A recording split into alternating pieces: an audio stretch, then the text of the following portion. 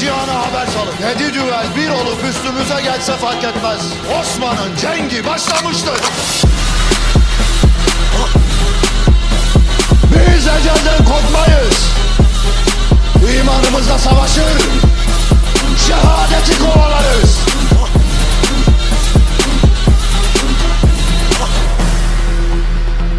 Ben ölsem de dava ölmez.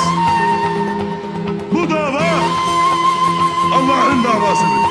Ezelde başlamış, ebede dek devam edecektir.